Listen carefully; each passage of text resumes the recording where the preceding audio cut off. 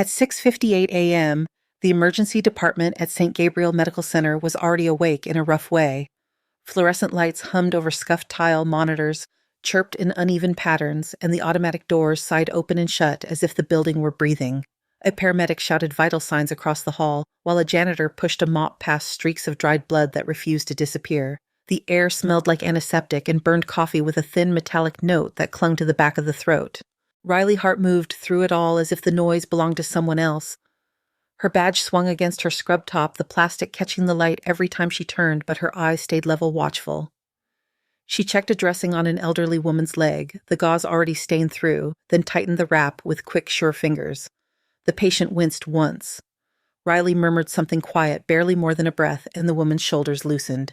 From the nurse's station, Jenna Walsh watched her over the rim of a travel mug. Jenna's blonde hair was twisted into a bun that looked casual and took 20 precise pins. Beside her, 2 other nurses leaned in closer so they would not have to raise their voices.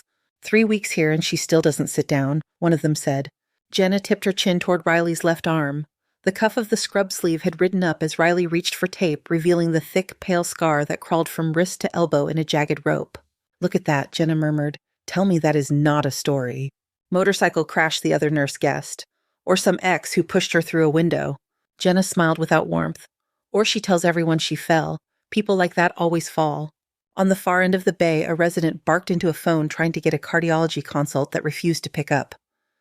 Another nurse struggled with a printer that coughed out blank pages from MedCoreX, the hospital's new patient management system. A bright poster above the nurses' station showed a stage photo of smiling staff beneath the slogan, "Embrace the future with MedCoreX." Someone had drawn devil horns on the R. Dr. Victor Lang stepped out of the glass-walled admin office and into the corridor. His white coat was immaculate, his tie a shade darker than his eyes. He did not walk so much as cut a line through the traffic expecting people to move. They did. He paused near the nurse's station, checked his watch, then swept his gaze over the room until it caught on Riley. "Is that our new MedCoreX champion?" he asked, voice cool. Jenna straightened. "That's Hart, the float from Valley Crest. She, still does a lot of things by hand." Lang's attention sharpened, by hand. He watched Riley for a moment longer. She was talking to a teenage boy with a sprained ankle crouched to his eye level, the tablet in her hand, still dark. She traced the air above his foot, explaining where the ligaments were, what a sprain meant, what he should feel, and what he should not. The boy nodded more at her tone than her words. Lang's jaw flexed. "This hospital invested 8 figures in a system that tells us exactly what to do and when. If she's not using it, fix that." "Yes, sir," Jenna said. He walked away, leaving a faint trail of cologne and pressure behind him. As he passed, Dr. Arjun Patel stepped aside, balancing a tray of coffee cups with one hand. Patel's hair was mostly silver, his shoulders a little stooped, but his eyes missed very little. He followed Lang's back with a tired look, then let his gaze drift to Riley. Her hands, he noticed, did not hesitate. They moved the way some people breathed. Not rushed, not showy, just certain. Riley finished with the boy and keyed his information into the computer at the triage desk. The MedCoreX interface bloomed with colors, graphs, and warning icons. She clicked through them in a few economical motions, ignoring the blinking suggestion to wait for supervisor review. She glanced at the clock on the wall. The kid needed a splint and discharge instructions, not a committee. "Ms. Hart," a voice said behind her. She turned. Dr. Trevor Mills stood there, white coat open over wrinkled scrubs. He was not much older than she was, but his stethoscope seemed to believe he outranked everyone in the building. A red line from his glasses had imprinted itself along the side of his nose. "You skipped the MedCoreX clearance step again," he said. "It flags that." "The ankle is stable," Riley replied. "Non-weight bearing for a few days at ice elevation. He will be fine." Trevor huffed. "That is not the point. The system keeps us covered." "The kid does not care about coverage," she said. "He cares if he can walk by Friday." Trevor opened his mouth, then shut it. Something in her gaze made him look away first. He reached for a tablet on the counter instead, pretending to check a chart. When she stepped aside, Jenna slid into the space Riley had vacated. "She has a mouth on her, huh?" Jenna said lightly. Trevor shrugged, not ready to agree or defend. "She moves like she has done all this before. A lot." "Maybe in another life," Jenna replied. "Or maybe she just likes an audience." At the far end of the bay, a stretcher burst through the automatic doors, pushed by 2 paramedics. A man in his 50s writhed on the gurney, clutching his chest, sweat shining on his forehead. Monitors squealed louder. The intern at triage stared at the screen where MedCoreX was still buffering a spinning circle, sitting where the triage priority number should be. "Is it not loading?" he muttered. Why is it not loading? Riley had already started walking. She did not wait for the system to assign a color. She caught the paramedic's report halfway down the hall, laid a hand on the man's shoulder, and bent low to hear his breath beyond the noise. "Sir, I am Riley," she said. "Look at me." His eyes fluttered, found her. While she held his gaze, her other hand found his wrist, fingers settling over the pulse. Too fast, too thready. Something in his color bothered her, a gray that did not match the numbers she heard shouted around her. "Bay 3, she called. "Get cardiology on the line, now." The intern at triage glanced between his frozen screen and Riley's back, then finally moved. Somewhere above the MedCore X system, finished thinking, and flashed a triage priority that matched what she had already decided. Later, when the man was wheeled toward the cath lab and the monitors in the bay finally went quiet, Jenna watched Riley wash her hands at the sink. The scar on Riley's arm stole the nurse's attention again, the raised tissue catching on the water beads, of it clinging like rain on old concrete. "You ever get that looked at?" Jenna asked, coming up beside her. Riley shut off the tap and reached for a towel. "It works," she said. "Must have hurt." Riley considered the mirror rather than Jenna's face. The fluorescent lights made the room harsh, every flaw amplified. She dried her hands slowly, the towel dragging over ridged skin. "Some things hurt once," she said. "Some things hurt every time you talk about them." She tossed the towel and walked back out into the noise of the ER, where the next ambulance was already backing up to the doors. Dr. Patel watched her pass and wrapped his hands around his coffee cup for warmth. The room felt cold despite the crowd. Riley's badge swung again as she moved the photo on it slightly out of focus, like no one had managed to catch her still. He took a slow sip and kept his thoughts to himself. The next 2 weeks slipped into the shape of a routine that belonged more to the building than to the people inside it. Morning shifts blurred into afternoons, and the neutral walls of the emergency department held the echoes of sirens and shouted orders like a kind of weather. Riley took whatever was handed to her. Stitches, A4 lines, fall injuries, panic attacks. She moved from bed to bed, chart to chart, filling in gaps without drawing a line under her own name. When a patient was anxious, she pulled the curtain most of the way and lowered her voice. When a patient was angry, she let them be angry, kept her hands steady, and did not take it from them later. MedCore X did not like her. On the monitor at the nurse's station, her profile started to gather small red flags. Deviation from suggested workflow, incomplete use of diagnostic prompts, manual override of triage recommendation. The system did not care that the diabetic with the normal-looking vitals had a certain smell to his breath, or that the old man who insisted he was only there for his wife kept rubbing his left arm without noticing it. Lang cared, not in the way a doctor cares, in the way an owner of a new car cares when someone forgets to admire the interior. He watched reports populate on his tablet in the quiet of his office. So many staff names scrolled past that they turned into blur. Hart's name did not blur. It repeated a neat column of deviations and overrides. He called Jenna to his office one afternoon. She came in clutching a clipboard against her chest. "How is Ms. Hart fitting in?" he asked, tone light. Jenna shifted her weight. "She gets things done. Patients like her. She, sometimes decides before the system does." "That is the problem," Lang said. "This institution has protocols. MedCore X is one of them. We do not need improvisation." "Right," Jenna said. "Of course." "I want you to shadow her this week," he said. "Help her adapt. Make a note of any instances where she ignores the system." The way he said help made the hair on the back of Jenna's neck stir. She nodded anyway. In the crush of the next overnight shift, Riley barely noticed the eyes on her. Jenna appeared wherever she turned, always a few steps behind a thoughtful wrinkle on her brow, a pen ready to move. On a chest pain call, Riley asked for an EKG before MedCore X finished registering the complaint. On a suspected stroke, she called for a CT the moment she saw the way the man's face sagged on one side, before the system decided his priority based on the incomplete data. Jenna wrote it all down. The break room at 3 a.m. felt like a different universe. The lights were softer, the hum quieter. Someone had taped a photograph on the fridge of the last year's Halloween party. Half the people in it had already rotated out. Riley sat at the little round table by the window, a stack of charts beside her, her pen moving steadily. Coffee steamed in a cardboard cup within reach but untouched. Her eyes flicked from page to page, filling in the blanks that the system had not caught. Medications, allergies, the way a patient had reacted to being touched. Trevor pushed into the room without knocking. He went straight to the coffee machine, stabbed at the buttons, then turned when he realized someone else was there. "Oh," he said, It is you." Riley glanced up, gave a small nod, and returned to her notes. Trevor took his coffee and leaned against the counter, breezily casual in the way people are when they are not casual at all. He watched her write the way she pressed a little harder on certain words. No family. Lives alone. Jumps at loud sounds. You always finish your charts by hand like that, he asked. Helps me remember, she said. MedCoreX does that for you, he replied. That is the point. It stores everything. It does not store how they looked at the doorway, she said, or how they tried to joke but held onto the bed rail with both hands. Trevor took a sip of coffee. It was too hot. He swallowed anyway. You know what people say, he went on, aiming for a laugh that did not quite arrive. We have rules so no one thinks they are a hero. She kept writing for another line as if he had not spoken. Then she set the pen down. I do not think I am a hero, she said. I just do not want to stand there and watch while something preventable happens. The fluorescent light hummed. A machine clicked gently in the hall. Trevor's jaw tightened. You think that is what the rest of us do? Just stand there? She lifted her gaze to him. Her eyes were not sharp or accusing. They were tired. I think the system makes it easier to wait, she said. Sometimes waiting is the same as standing there. He felt the words land a little too close to the thing he did not like about himself on nights when he stared at the ceiling instead of sleeping. He turned away, fiddling with the stack of sugar packets beside the coffee machine. You handle IVs like you are starting lines in your sleep, he said. You call orders like someone who has run comms under fire. Riley blinked once. You have a colorful imagination. Trevor pushed off the counter. I have a brother who deployed twice with the Marines. I know what it sounds like when somebody talks like they do not have time for hesitation. The charts waited between them, quiet testimonies.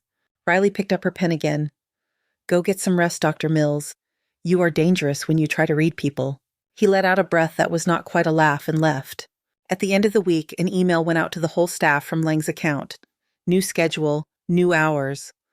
Riley's name appeared less often on the ER roster and more often in small print beside data entry support and non-clinical tasks. She read it slumped in a chair in the supply room, the smell of latex and alcohol swabs steady around her. Jenna stood near the door holding a box of tubing, not quite meeting her eye. They are shifting you for a while, Jenna said, as if Riley had not already seen it. Administration thinks you need more time with the system. Riley scrolled to the bottom of the message. There was no end date listed, just until further notice. I see, she said. You can talk to him, Jenna offered. To Lang. Maybe if you explain how you like to work, he will listen. Riley slipped the phone into her pocket. Has he ever listened to you, she asked. Jenna hesitated. That is not the point. It usually is. Riley reached for a box of saline flushes on the shelf. I will do what the schedule says. The next week did not smell like blood as much. It smelled like toner and stale air and the cheap citrus cleaner they used in the administrative wing. Riley sat at a desk pushed against a wall in a cramped office beside the billing department. The screens in front of her displayed MedCoreX dashboards instead of heart rhythms. Her hands moved over the keyboard, entering data from stacks of printed forms. She missed the weight of a pulse under her fingers more than she would have admitted. The building sounded different from here. The sirens arrived muted, the voices distant. Sometimes she caught a glimpse of a gurney through the gap of a half-closed door, like a scene from someone else's life. On her lunch break, she walked out of the hospital by the side entrance, where the smoking area had been converted into a patchy square of grass. The sky over Austin was wide and hard blue. She took a bus across town, then another, switching without checking the posted schedules. Her feet knew the route before her thoughts caught up. The free clinic sat between a tire shop and a laundromat. Its sign was sun-faded, the plastic cracked at the corners. Inside, the air tasted of dust and gentle disinfectant. The waiting room chairs were mismatched, but the magazines were recent, and someone had left a bowl of hard candy on the counter. Back again, Ms. Hart, the receptionist asked. She was older, with a knitted cardigan and reading glasses on a chain. If you still need hands, Riley said. They always needed hands. Most of the patients who came in wore their past across their bodies, tattoos and fading ink, scars that matched no surgeon's map, limps and missing fingers and faces that tightened at sharp noises in the street. Riley took blood pressures, changed dressings, listened to stories when people felt like telling them, and never asked when they did not. One man in a worn Marine Corps hoodie watched her coil a blood pressure cuff and tilt his head. You served, he asked. Riley folded the cuff. I worked around people who did. He studied her a moment longer, as if trying to place her in a memory that would not quite focus. She wrote his name on a chart, her handwriting neat and small, and moved on. By the time she caught the last bus back towards St. Gabriel, the sky had gone a deep purple, the city lights coming up in pockets. Her reflection in the bus window floated over the passing storefronts, double exposed, not entirely part of either world. The morning after the clinic shift, the air around St. Gabriel felt heavier, as if the night had left fingerprints on the glass. Riley arrived before the sun cleared the parking structure, her breath a faint cloud in the chill. The automatic doors opened for her with their usual soft sigh. Inside, the warmth smelled the same as always, cleaning solution coffee, the ghost of something metallic. Her name still appeared on the ER board, just not as often. That morning it glowed in dry marker beside a modest list of assignments: triage support, wound care, float. She tied her hair back at the locker, checked that her badge sat straight, and tugged her scrub sleeve down over the familiar raised line on her arm. The fabric caught slightly on the ridged skin before settling. The department was in that narrow space between quiet and chaos. A few patients dozed behind curtains. A television in the waiting room murmured about traffic and politics to people who were not listening. The MedCore X screen at the nurses' station showed a grid of names and colors that shifted every few seconds as new information trickled in. Dr. Patel stood near the board, stirring powdered creamer into a cardboard cup. He gave Riley a small nod.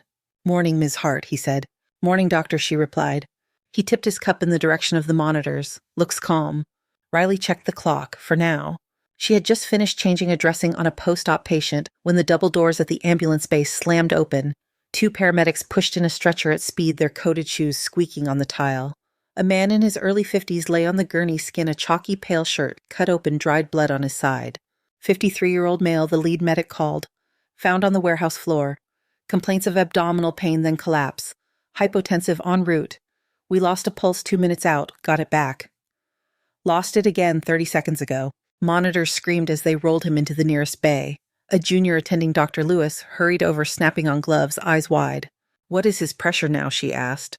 "Useless," the medic replied. "He is not perfusing." MedCore X populated his profile in the background. Name. Possible internal hemorrhage. Suggested protocol. Predicted mortality.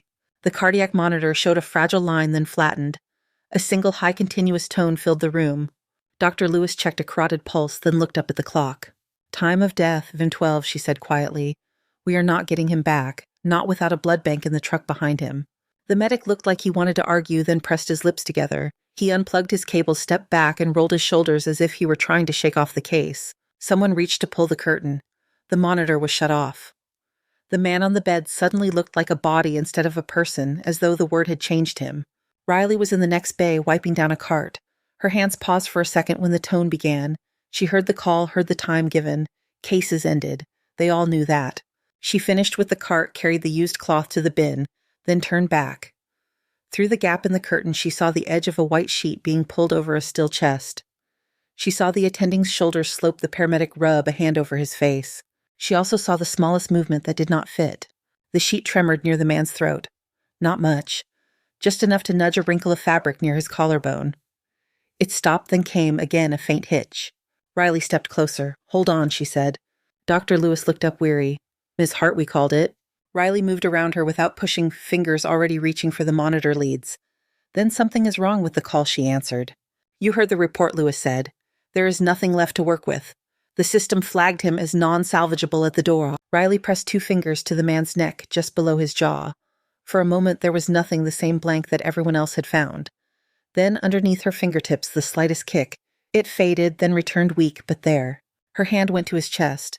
She leaned close enough that the room's noise dropped away, and only his body existed in front of her. There. A shallow rise that should not be there in a dead man. The words left her mouth without hesitation. "He is not gone." Lewis shook her head. "We cannot throw resources at every lost cause. MedCore X gives us the odds for a reason." "His odds just changed," Riley said. She slapped the power button on the monitor.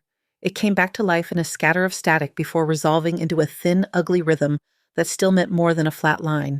"Get the crash cart," she called. A nurse at the doorway froze. "We already documented time of death." Then updated after Riley answered. "Cart now." Something in her voice moved the nurse before her thoughts could catch up. The heavy wheels rattled against the floor as the cart rolled in. Riley lowered the sheet, placed her hands in the center of the man's chest, and started compressions. Her palms drove down hard and fast, ribs shifting under the force. The sound of bone and cartilage pushing against bone and cartilage was unpleasant but familiar. Dr. Lewis hovered. "You are opening us up to so much liability." "Liability is when we do nothing," Riley said between counts. "Bag him." A respiratory therapist grabbed the bag valve mask, sealed it over the man's face, and began to squeeze in time with Riley's compressions. Air moved into lungs that had not been ready to quit. Trevor appeared at the edge of the bay, drawn by the sudden cluster of bodies and the renewed beep of the monitor. He took in the scene at a glance. The sheet half off the patient. The crash cart open. Riley driving compressions into a man whose death time was already in the chart. "What is happening?" he asked. "Apparently we are revising the call," Dr. Lewis said, exasperation and doubt wrestling in her voice. Trevor looked at the monitor. The rhythm was feeble, but it was there. He watched Riley's hands, the way every push was the same depth, the same angle, the same refusal to let go. "You pronounced him," Rutherford said. His voice had dropped its confident gloss. "I pronounced what I saw," Lewis said. "What you saw changed," Riley replied. "Epinephrine 1 milligram, now." Trevor hesitated for half a second, then grabbed the syringe himself and pushed it through the IV. If they were going to be in trouble, he was already in with both feet. Time boiled down to the count in Riley's head. 30 compressions. Pause. Check. Still no strong pulse. 30 compressions again. Her arms burned. Sweat trickled down her spine. The smell of antiseptic and the faint copper tang of old blood thickened while the rest of the world narrowed to the space beneath her palms. On the monitor, a complex wave stuttered, tried to die again, then steadied into something more regular. "Come on," she murmured. "Stay here." She shifted her weight, felt under his jaw again. This time the pulse arrived more quickly, thumping against her fingertips with reluctant life. "I have a pulse," she said. "Check the pressure." The cuff inflated around his arm. The numbers inched up on the screen, thin but climbing. The respiratory therapist let out a breath she had not realized she was holding. Dr. Lewis stared as if she could not quite believe she was witnessing her own reversal.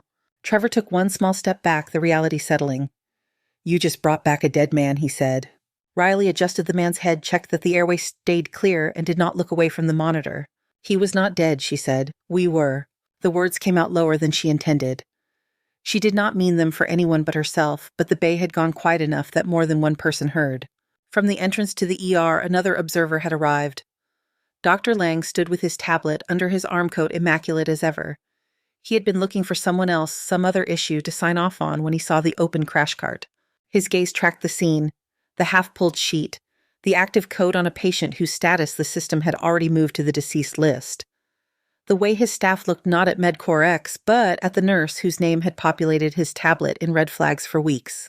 He did not see the faint motion under Riley's hands or the way the man's skin had deepened from gray to a fragile pink. He saw deviation. He saw a direct challenge. "What is going on here?" he said. It was not a question. The sound cut through the murmur of the bay. Dr. Lewis flinched. "We had declared." Ms. Hart observed residual activity and initiated resuscitation. "On her own authority," Lang said. Trevor opened his mouth, but Lang did not look at him. "His heart was still there," Riley said. He responded. "He has a pulse and blood pressure." Lang stepped closer, folding his hands behind his back. His attention went to the chart displayed on the wall monitor. It clearly showed the time of death that had been entered neat and final. Then it showed a flurry of new activity. Code drugs, procedures, vital signs. "The system registered this patient as having no viable return," he said. "You overrode that." "The system did not have its fingers on his neck," Riley answered. A small, dangerous stillness entered his expression. "This is exactly what I have been trying to prevent," he said. Chaos. Mixed messages. Staff taking it upon themselves to ignore established calls because they think they know better. His voice rose enough that people in other bays began to glance over. "You are welcome," Riley said softly. The air in the room tilted. Lang's face heated. "Do you think this is an arena for you to grandstand in front of your colleagues? This is not a battlefield. This is a hospital with policies that keep us functioning." Riley stepped back from the bed at last. The man she had worked on was being stabilized by others, now lines taped down, machines adjusted. "He is alive," she said. "That is functioning." Lang pointed toward the doorway. "You are done here, Ms. Hart. Effective immediately. You are terminated for gross insubordination and repeated violation of protocol." The words fell into the space like a dropped instrument.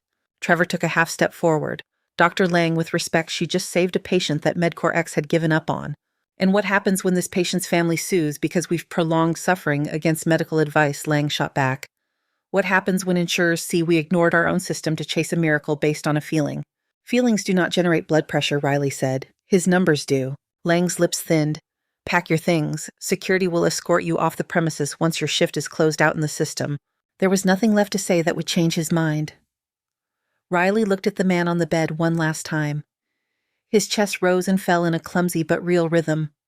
The monitor hummed along, arrogant in its certainty now that the hard part was over. She stripped off her gloves, tossed them into the bin, and walked past Lang without lowering her eyes. In the cafeteria, Dr. Patel sat alone at a corner table, his breakfast cooling in front of him. From where he sat, he could see a slice of the ER through the glass. He watched Riley cross the hall with her shoulders straight and her face as unreadable as ever. He watched Lang follow, speaking sharply, his hand chopping the air for emphasis. Patel could not make out the exact words. He did not need to. The posture of everyone around them told the story. He touched the rim of his coffee cup, turning at once. "I have seen that look," he murmured to himself, on corpsmen who came back from places without names on a map. He took a slow sip, his gaze lingering on the flash of pale scar visible as Riley pushed open the door to the staff corridor and disappeared inside. The staff corridor felt narrower than usual, the walls closing in around the rows of beige lockers and sagging bulletin boards. Someone had pinned up a flyer about a charity 5K run. Somebody else had written over the date with a black marker. "Good luck finding time." Riley spun her combination lock and tugged the metal door open. The inside of the locker was almost bare. One folded sweatshirt, a small battered field handbook tucked into the corner, a pen with a cracked casing. Her lunch sat on the top shelf in a paper bag starting to go translucent from whatever had leaked. She sat on the bench and exhaled slowly as if she had been holding her breath since Lang said the words. Terminated, done, finished. Her badge hung around her neck, still warm from her skin. In a few minutes it would be a plastic rectangle with no purpose. Riley took it off and set it inside the locker for a moment beside the handbook. Her fingers brushed the spine of the book, feeling the wrinkled cover through the thin film of plastic she had taped over it years ago. Underneath there were dog tags she never wore, looped through the spiral binding. She did not pull them out. She swapped her bloody scrub top for a clean one, then for her own shirt. The fluorescent light flickered once as she lifted the scrub over her head, leaving her arm bare. The scar that twined from wrist to elbow looked harsher without the blue cotton to mute it, the raised tissue casting its own shadows. The door banged open. "Riley," someone shouted. "You still in here?" Jenna stumbled in breath, short hair coming loose from its pins.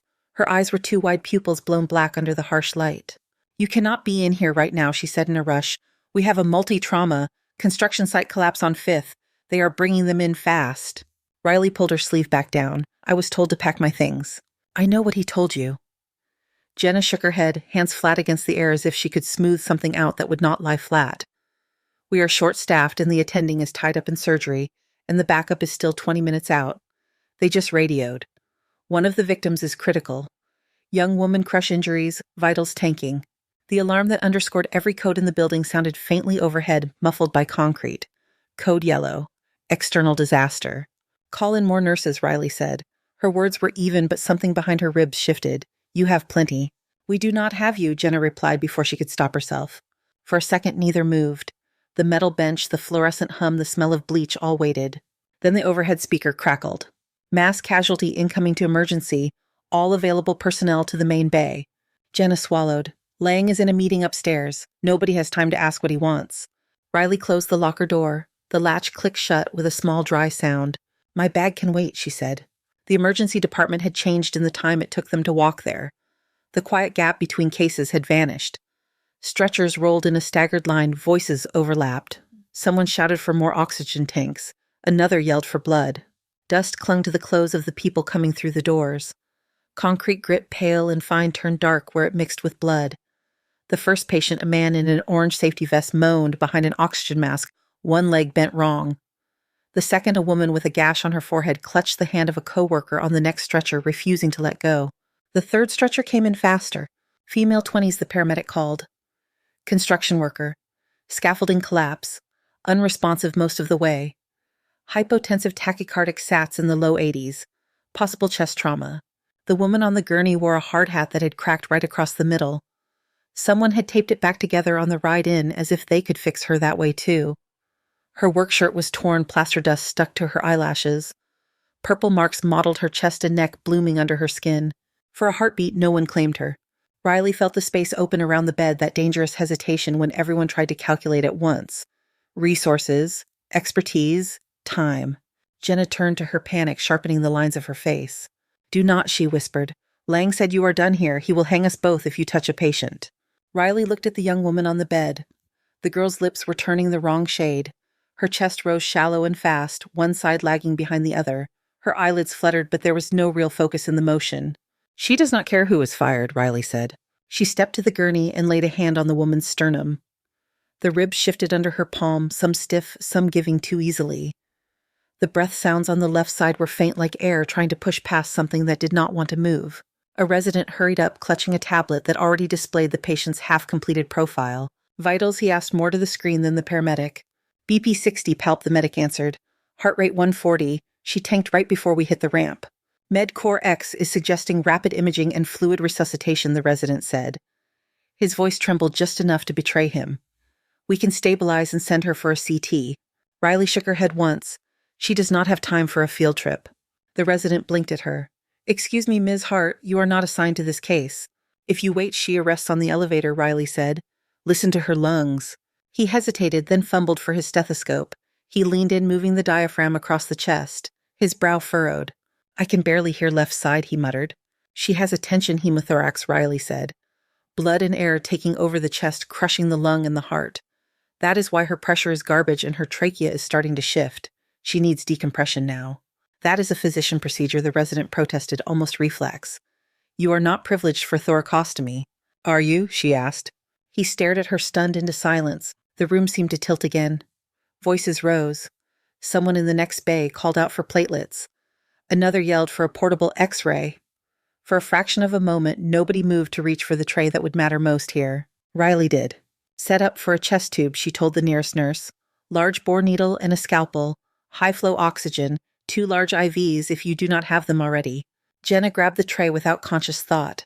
Her hands shook as she opened sterile packaging and slid it toward Riley. The resident wavered on the edge of action. If something goes wrong, they will say, we let a nurse cut into a chest. If we do nothing, there is no chest left to worry about. Riley answered. The worker on the bed gasped, a thin, ragged sound, her eyes rolling under their lids.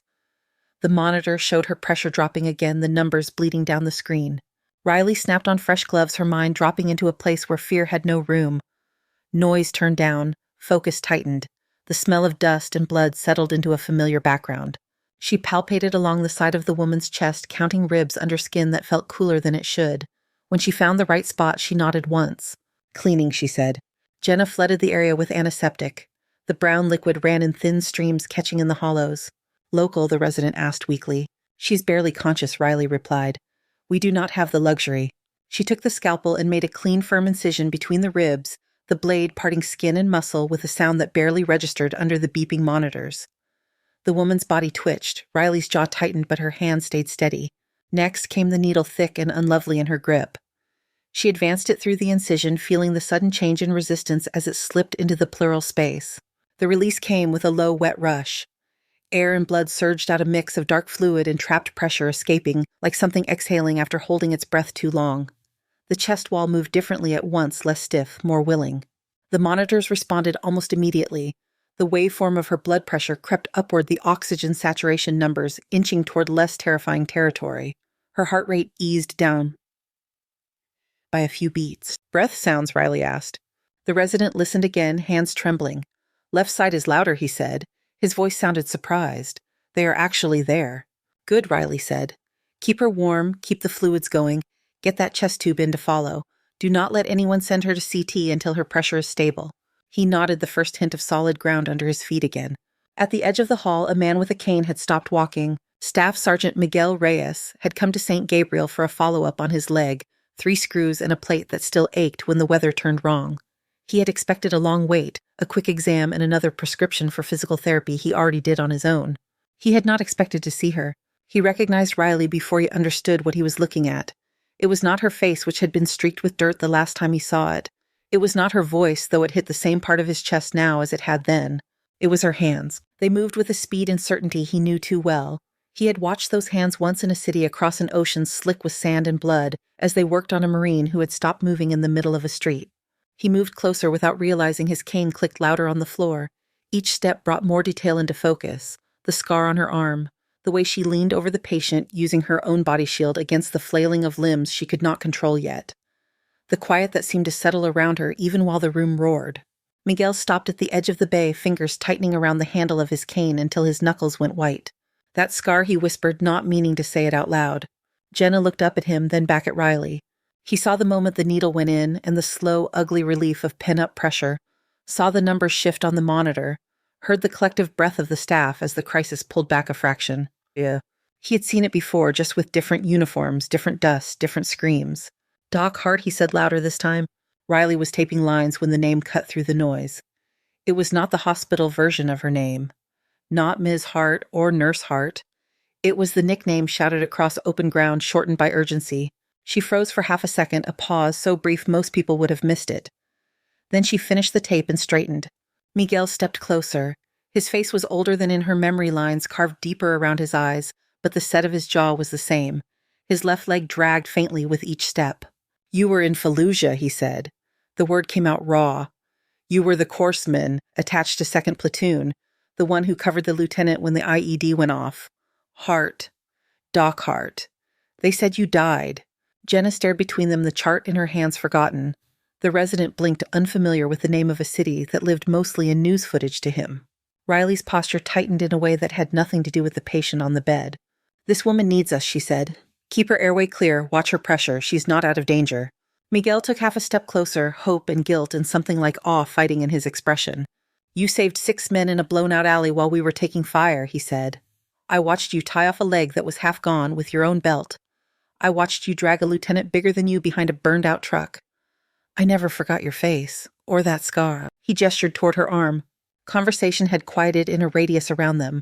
The words did not bounce so much as sink. Riley glanced at the young woman on the stretcher, then at the other beds, the forms moving behind curtains, the eyes watching from doorways. "Do not," she said. Her voice did not rise, but it stiffened. "There are patients who do not know anything about that street and do not need to. They only need to know if we show up for them now." Miguel swallowed hard. He brought his heels together almost unconsciously, standing a little straighter despite the cane. "Yes, ma'am," he said. Riley gave one small nod as if accepting a report. Then she reached to adjust the oxygen mask on the worker's face, the motion efficient and almost gentle. Somewhere in the building an elevator chimed. In the bay, the monitors kept up their steady argument against the worst-case scenarios that had been hanging over the room a few minutes before. Riley peeled off her gloves and pulled on a new pair, already turning toward the next call for help. For a brief stretch of minutes, the emergency department rode a jagged plateau. The worst edges of the collapse cases had been blunted. The young worker's blood pressure held in the numbers Riley could live with. Orthopedics appeared to claim the man with the broken leg. The rest of the staff found the kind of steady rhythm that felt almost like calm if you did not listen too closely. Riley stepped back from the construction worker's bay and let herself breathe out. Sweat pasted the collar of her scrub top to the back of her neck. Her hands smelled of antiseptic through the latex. She flexed her fingers once and felt the familiar ache in the joints. Jenna brushed past her, muttering about more warm blankets and depleted supplies. Miguel lingered near the wall, watching her work in the way soldiers watched incoming weather. He caught her eye just long enough to offer a small, tight nod. There were 1,000 things he wanted to say. "Thank you. I am sorry. I thought you were gone." None of them fit the space between code calls and charting. The overhead speaker crackled. Code black. Multiple critical incoming from Camp Bastion Fuel Depot. All trauma teams to emergency intake. The words slid under the skin of the room. Conversations cut off mid-sentence. Nurses abandoned coffee cups on counters. The residents who had started to believe the worst was behind them snapped back to attention. Riley felt it hit her chest. Camp Bastion. Fuel Depot. The combination painted a picture without any need for imagination. Fire shrapnel, the kind of burns that went beyond skill and into the realm of luck. She did not have a place on the trauma team anymore, not on paper. Her badge still opened the doors, though. That was enough. At the ambulance bay, the outside light had thinned to a hard gray. Sirens rose in chorus as the first wave of vehicles came into view, red and blue pulses reflecting off the glass. The doors burst open and a gurney came through with 2 medics hanging off the sides, guiding it as if it might buck. "Male mid-40s," the lead medic shouted. "Marine Lieutenant Colonel. Fuel explosion at Bastion Depot. Burns to face and neck, suspected inhalation injury. Deteriorated en route. Airway is swelling. We are losing the line." The man on the stretcher did not look like a high rank. He looked like anyone would after too much fire. Soot and melted synthetic fibers clung to what was left of his uniform. The skin on his neck and jaw had blistered and peeled in places, raw red and white patches competing. His chest rose in short, desperate pulls. The badge on his tattered blouse still held a name under the soot. Rourke. The letters punched through Riley harder than the cold air from the bay doors. She stepped closer without meaning to. For a second, the room around her wavered. The tile under her feet became dust. The overhead fluorescent lights turned to an empty sky full of brown haze. Somewhere in that not-quite memory, someone screamed incoming and the world shook. A hand brushed her shoulder. Present came back into focus. Ms. Hart Trevor sat at her side. He did not ask why she had gone pale. We need to move. They rolled the gurney into the nearest major trauma bay. Anesthesiology had been paged. The on-call trauma surgeon ran in, talking fast about burn protocols and airway management. An attendant snapped an oxygen mask over the man's blistered face, but the seal was bad, the plastic slipping against damaged skin. Rourke made a sound deep in his throat, a wet, choking rasp that tried and failed to be a cough. His airway is closing, the anesthesiologist said. We need to intubate now. He reached for the laryngoscope. His hand shook. It was not much, just a tremor, but the blade in his grip caught the light in a stuttered way. Riley watched his eyes. They flicked to the burned tissue inside Rourke's mouth, the swelling tongue, the char matted in his beard. He saw the risk, the difficulty, the possibility of making it worse. Behind them, Dr. Lang appeared as if summoned by the scent of risk. He snapped a pair of gloves on, jaw clenched. This is a high-profile patient, he said. Everything is documented, every step followed. Do not move without clearance. We do not have time for clearance, the anesthesiologist said. Sweat beaded above his lip. I cannot see properly. The edema is too rapid. Rourke's chest hitched. His oxygen saturation numbers tumbled down the monitor. 82, 79, 73. Riley stepped close enough to feel the heat coming off his skin. Under the burns and soot, under the uniform that had been half peeled away, she saw flashes of the man she remembered barking orders through a radio that squawked with static. Lieutenant, then. Laughing at some stupid joke one of the privates had made while they waited for evac. His eyes were swollen, almost shut now, but they flickered. She did not know if he saw anything through the narrow slits, but his body was still fighting. If you force a tube through that, she said, you bleed him and finish the swelling. He never breathes on his own again. Lang shot her a look. You are not assigned to this case. He is suffocating, Riley said. You are arguing. Oxygen dipped to 68. The monitor alarm shrieked. The room tightened into a knot of bodies and equipment. We prepare for a surgical airway, the anesthesiologist said. Cricothyroidotomy. He reached for the kit. His hands did not stop shaking. Lang grabbed his wrist. You are not cutting into a Marine colonel's throat without my sign-off. If we wait for your sign-off, he dies, Riley said. She had already moved to the head of the bed. Her fingers found Rourke's jaw, tilted it gently. The smell of burned hair and flesh rose up thick and oily. She swallowed it. Get me a scalpel and a crick kit, she said. No one moved. The moment stretched brittle and dangerous. Then Trevor reached for the tray. His voice was steady when he spoke. Crick kit for Hart. Now. Hands scrambled. Metal clinked. The tools appeared in front of her, sterile in their blue packaging. Lang's voice climbed. Ms. Hart, you will not touch this man. You are terminated. You have no authority here. Step away. His words came from somewhere far away. Riley heard instead the thin wheeze of air trying to force its way through a narrowing passage. She saw the skin at the base of Rourke's neck pulling in with each gasping breath the strain of muscle and cartilage under her fingertips. She placed her left hand on his throat and felt for the landmarks. Thyroid cartilage, cricoid, the small soft space between her fingers recognizing the map in burned terrain. She picked up the scalpel. Time of last effective breath is almost gone, she said. We cut now or we lose him. No one stopped her. The blade kissed the skin just below his Adam's apple and drew a precise line. Blood welled up bright against the charred tissue.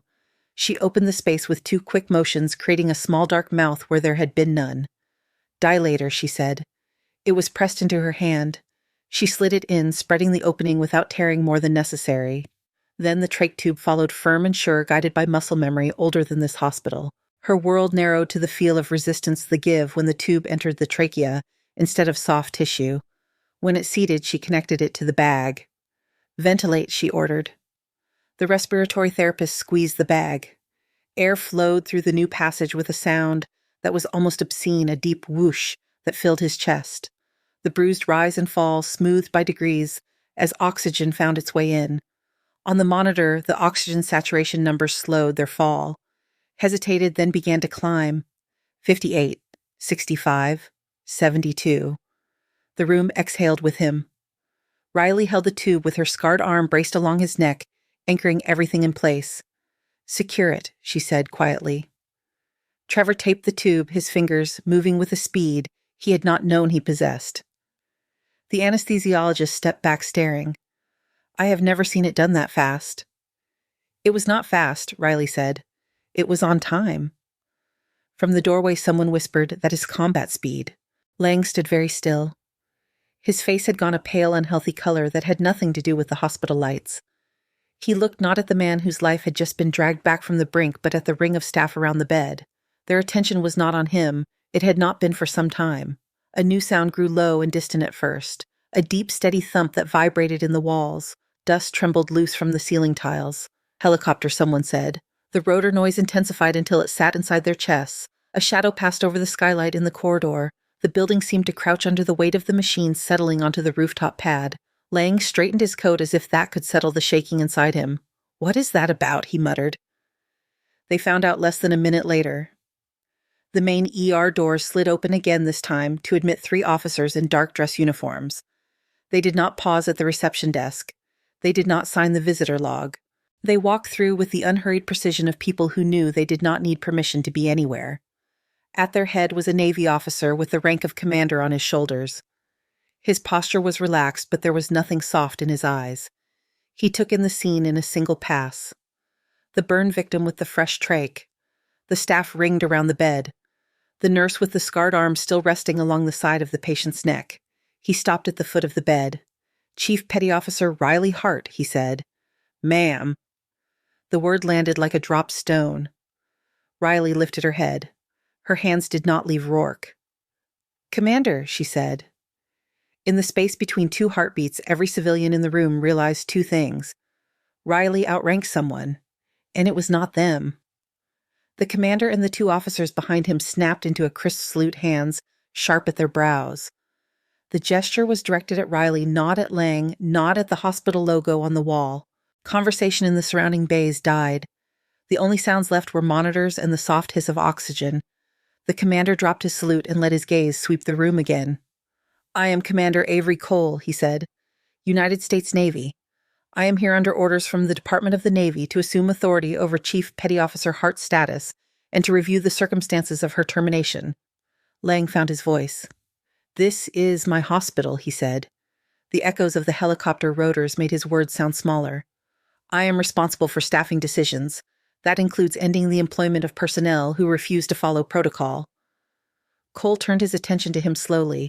There was no hostility in his expression, which somehow made it worse. "Dr. Lang, we have reviewed your notice of termination," he said. "Chief Hart is an active asset in a classified readiness program known as Sentinel Harbor. Her placement here was not incidental. You removed her from duty while she was engaged in the immediate preservation of life, including the life of a senior Marine officer. That is a problem for us." Lang bristled. "She ignored MedCorps. She undermined my authority in front of my staff. She overstepped her scope." Cole took a step closer. His voice did not rise, but the air around them seemed to narrow. "Chief Hart has spent years treating trauma under conditions your system cannot model," he said. "Her service record includes multiple commendations for actions under fire. The Secretary of the Navy signed off on her assignment here. Your policies do not outrank that." He glanced at Rourke. "That Marine on your table is Lieutenant Colonel David Rourke. He is alive right now because Chief Hart acted while you hesitated." Lang opened his mouth, then shut it again.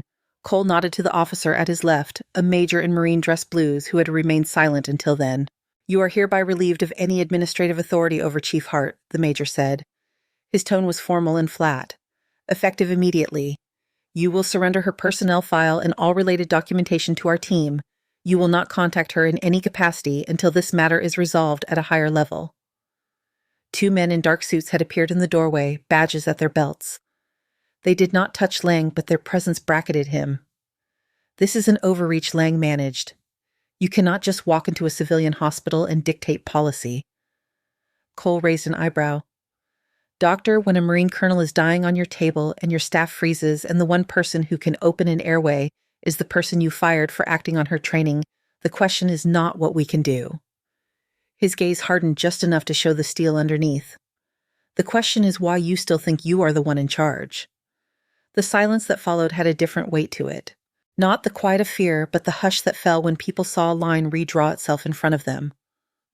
Riley finally lifted her arm from Rourke's neck, the tube held steady, secured by tape in the hands of another nurse.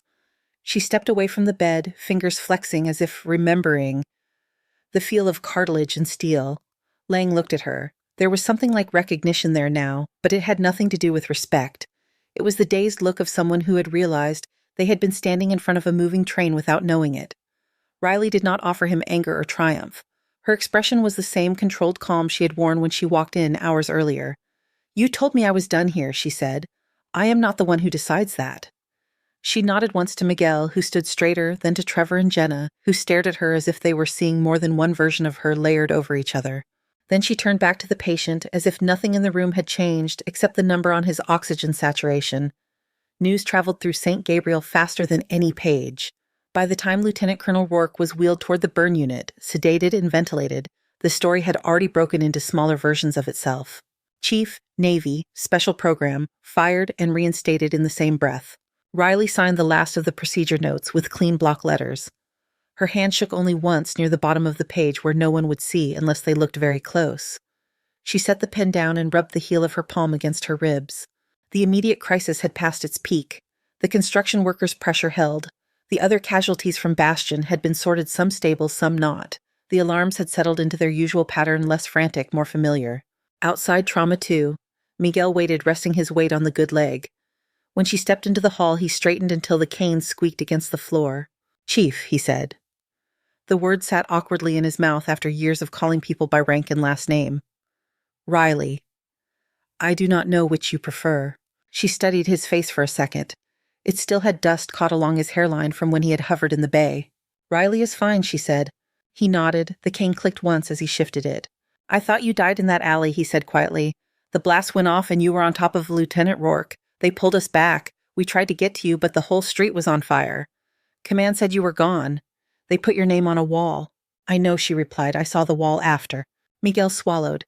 His eyes shone with something that had nothing to do with the harsh hospital lights. "I did not say thank you," he said. "Not then. Not really. I was too busy trying to stay upright and keep my own head from falling apart. You saved me. You did it again today just by being here and making some of these doctors move. You are on your feet," she said. "That is thanks enough." He huffed a breath that might have been a laugh. "My physical therapist would disagree." She almost smiled. "You have an appointment to get to," she said. "Do not miss it." "Yes, ma'am," he said without thinking. The word hung between them, half habit, half respect. She did not correct him. In the staff lounge, someone had turned the television to a muted news channel. A scrolling ribbon at the bottom of the screen mentioned an incident at a military fuel depot outside Austin and unconfirmed reports of a Navy helicopter landing at a local hospital. The picture was just the hospital roof from a distance, grainy and flat. Jenna stood near the sink, fingers locked around a cup of water.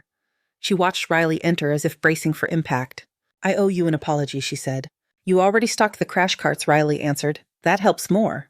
Jenna shook her head. Her voice came out rough. "I called you strange behind your back," she said. "Told people you were trying to show off. I saw your scar and made up stories. And when Lang started tightening the screws on you, I did not say anything. I just went along."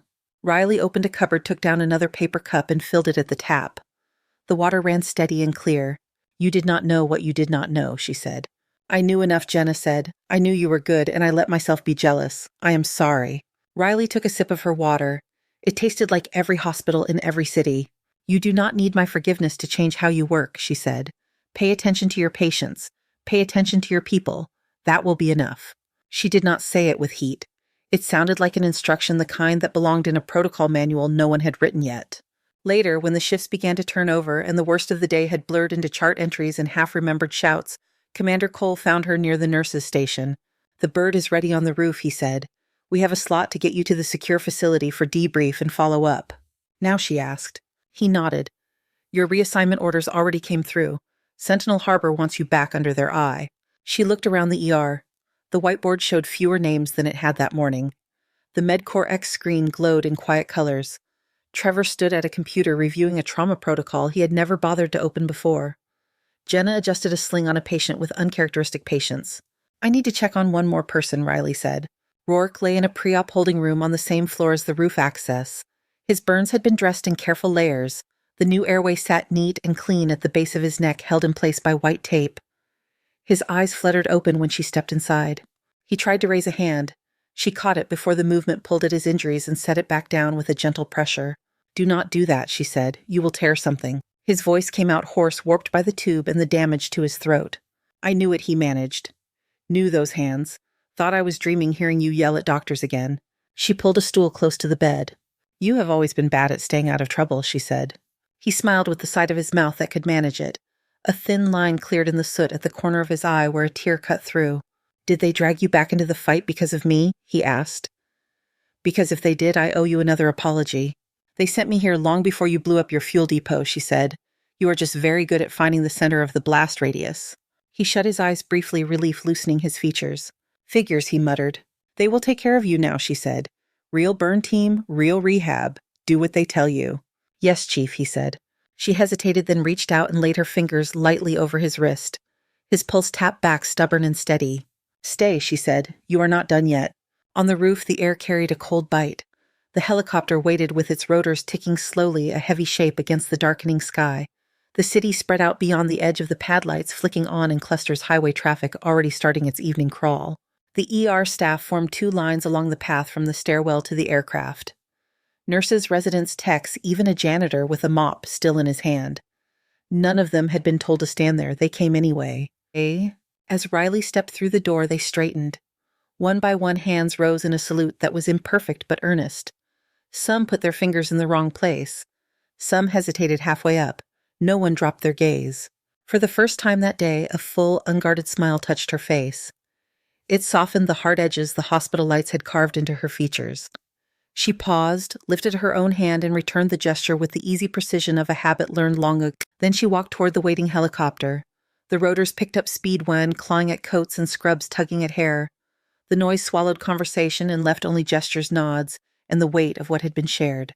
From the parking lot, Miguel watched her climb aboard, one hand braced on the frame.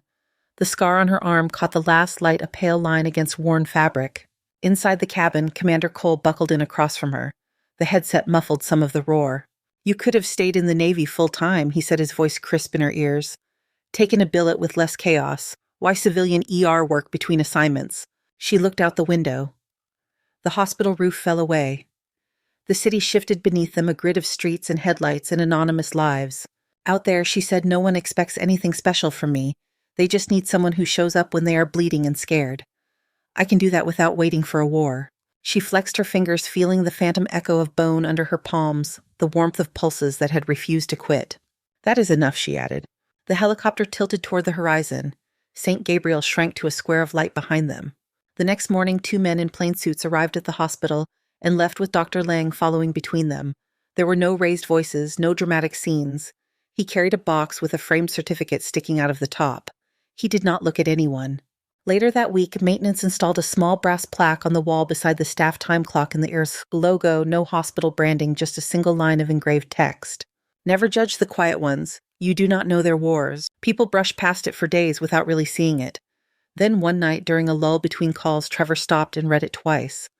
Jenna paused beside him. Neither of them said anything. Behind them, the doors opened to admit another patient. Monitors chimed, hands moved, the work went on. Thank you so much for listening to today's story.